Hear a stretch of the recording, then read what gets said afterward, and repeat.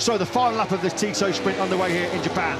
Martin has run away with it. 1.4 seconds clear of Binder, who's named very safe and secure second place. He's 3.8 seconds up the road compared to Bagnaia. He's got a 6.5 tenths lead then over Miller. Miller should be comfortable in that fourth place, a very hard-earned fourth, because he was nearly 6 tenths clear of Zarco at the start of this final lap. Yeah, we'll just check them through the first sector. You can see them in the back of the picture.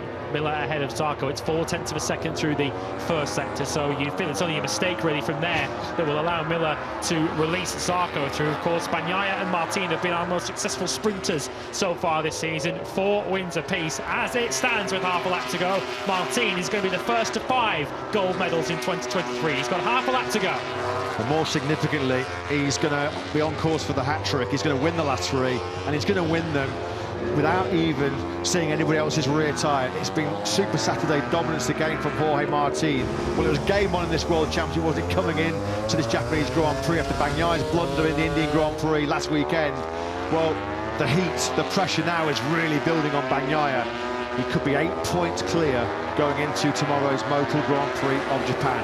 We start the final sector then, complete this final lap, and Jorge Martin is on course for 3 sprint wins in a row. I think Zarco is going to run out of time here. He's not going to be able to find a way through on Jack Miller. It's been a real strong Tissot sprint here for Miller. They come under the tunnel for the final time. You can see there Jorge Martin powering to the finish line.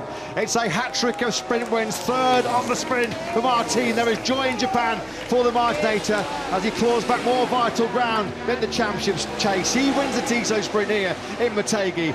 Brad Binder on the new carbon fibre chassis KTM takes 2nd from Finn. Pekka Bagnaia, after an epic battle with his former teammate Jack Miller, he takes the final place on the podium. Miller is 4th, he does hold off Johan Zarco. Bezzecchi, who had a poor getaway right at the beginning of this sprint, 4th to 6th for Bez. He loses more ground in the championship.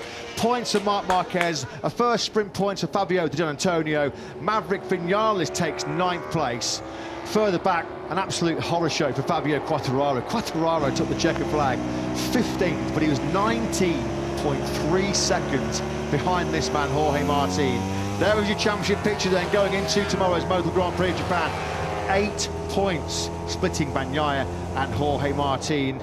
Well, as we mentioned, we thought it was game on before the sprint. It is now very much game on. The 2 top men will start next to each other on the grid tomorrow. What a prospect that is. Martin's got prospect, isn't it, for tomorrow? And Pecco Bagnaia will be well aware now that if he lets Jorge Martin get the start tomorrow, particularly if there's a KTM or 2 in the way, then Pecco Bagnaia won't see Jorge Martin again in the 24-lap Grand Prix tomorrow, and that World Championship lead will come under even greater threat. Martin's momentum continues.